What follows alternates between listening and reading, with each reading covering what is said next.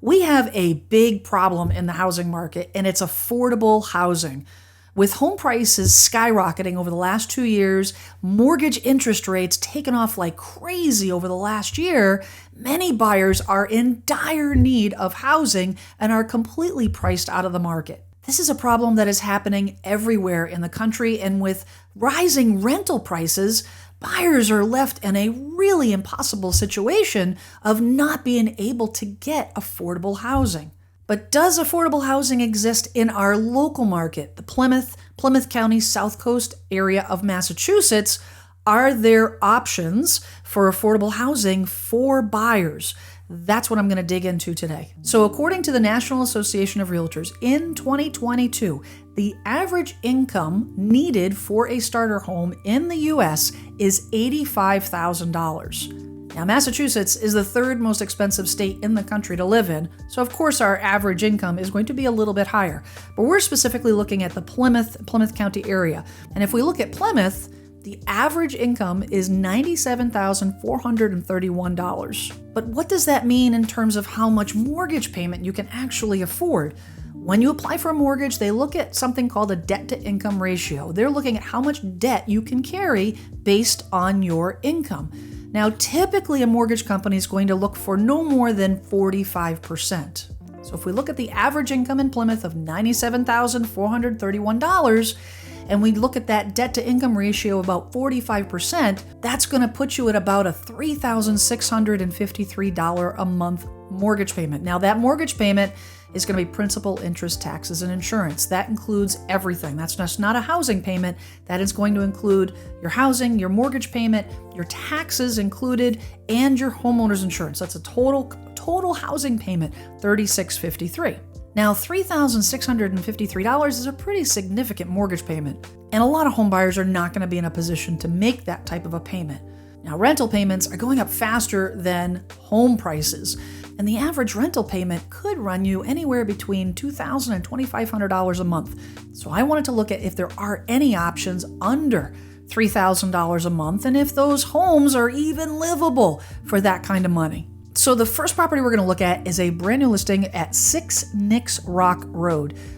This property is listed at $375,000, and that payment, if you were assuming a 3.5% down payment, a 6% interest rate, rates are hovering just in the low sixes right now. So if we assume a 6% interest rate, which we're going to assume on all these properties, principal, interest, taxes, and insurance is going to be a little bit over $3,018 a month. Now, in comparison, if rates come down or you negotiate in a buy down with the seller, you can get that rate down a little bit more. The difference between 6% and 5%, your payment is going to drop to $2,791 at a 5% interest rate. So $3,018 versus $2,791. Interest rates make a significant difference in the payment. So this is something that is closer to that $3,000 mark, $375,000, 4-bedroom, bath and a half, downtown area. You're going to pay a little bit more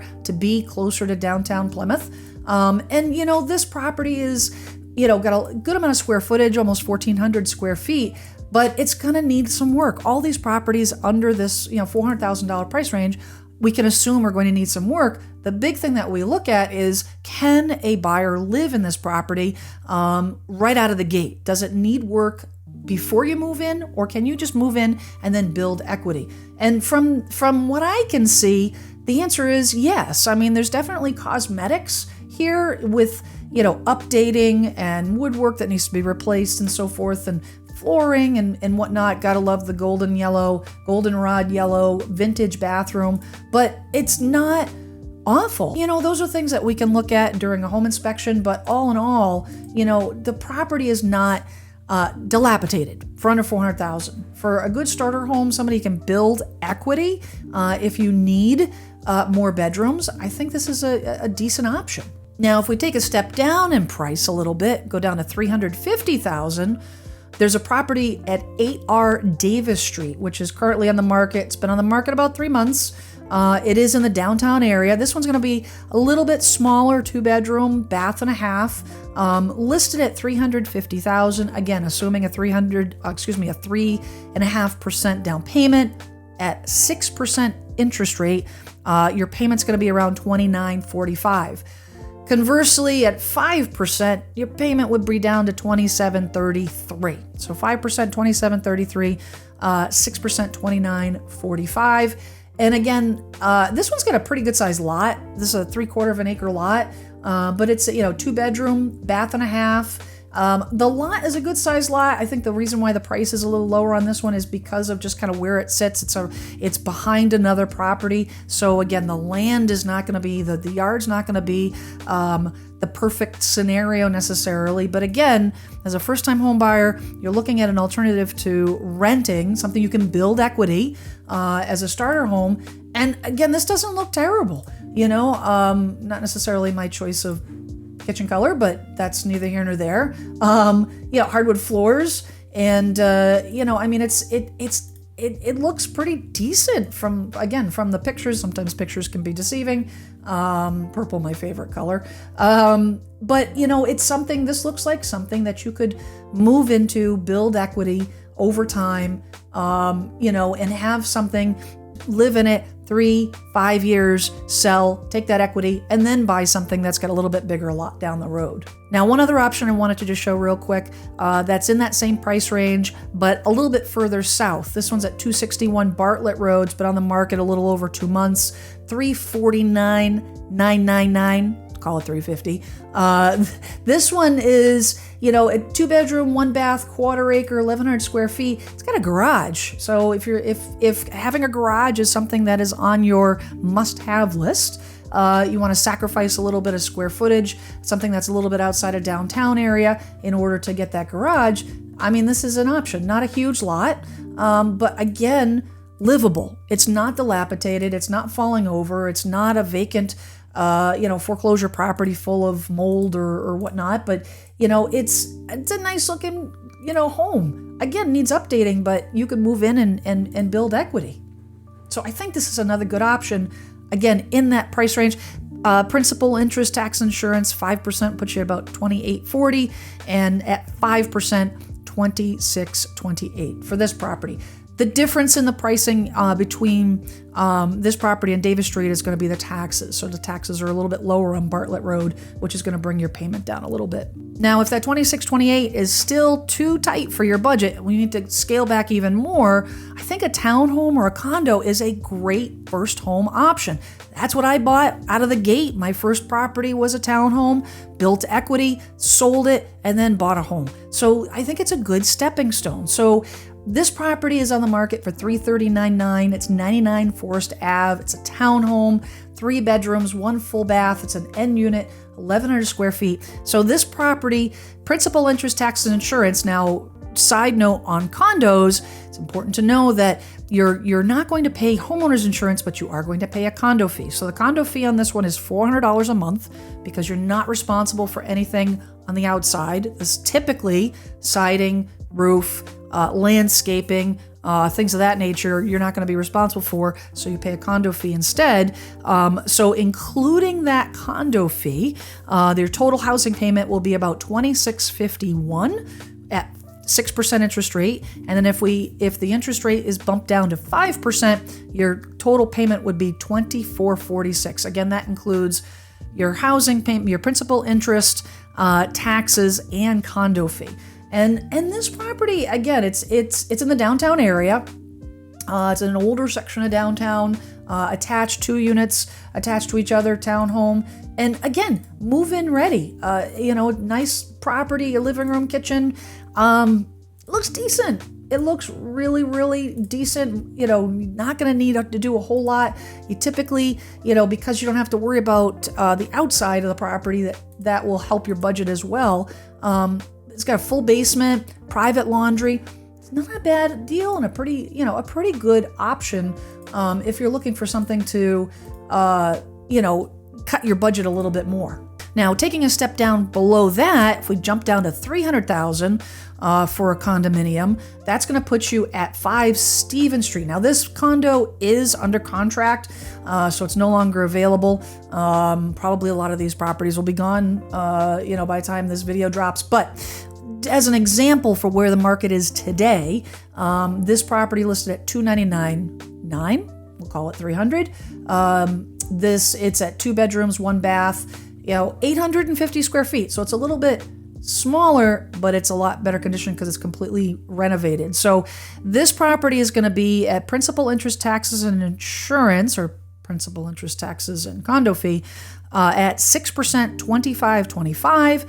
At 5% interest rate, $23.44. Now this one is that includes the condo fee. The condo fee is $250 a month. And this property is one of 5 units. There's 5 units in the condo building, and this one's completely renovated, brand new. Stephen Street's a great location, right downtown. Get your mini split heat for heat and AC. I'm a big fan of mini splits. Have those at my house. And hardwood floors, stem to stern, like this is ready to go. There's a good reason why these have sold right away. Again, you're not going to have a big yard, not going to have to maintain a big yard, but it's something that is, if you're looking for close to downtown, you don't want to have to do any work. You want something that's affordable. Again, get you under $2,500 a month, including your condo fee. I think this is a great option. And then lastly, your best rental alternative is going to be this condo at 5 Chapel Hill for $200,000. This is listed at $199,900. It is under contract, sold, pretty quickly, went under contract pretty quickly. And this is in a pretty big community. There's 192 units in the Chapel Hill development. And it typically, each building has units of about 12 units each building, 3 floors. So it's an apartment building, condominium complex. So you will have potentially somebody above you, somebody below you, so on and so forth. But for the amount of money you're going to spend, your principal, interest, and condo fee on this property at 6% is going to be $1,957. In 1957, now you're approaching the range of, it's cheaper than, these are cheaper than renting. For 1957 at 6%, and then at 5%, if you can negotiate that buy down, the rates come down a little bit, you're looking at $1,836, and that includes the condo fee of $447 a month. This condo association, this community, because it's in a larger community, it does have some amenities, has a pool, community pool and so forth.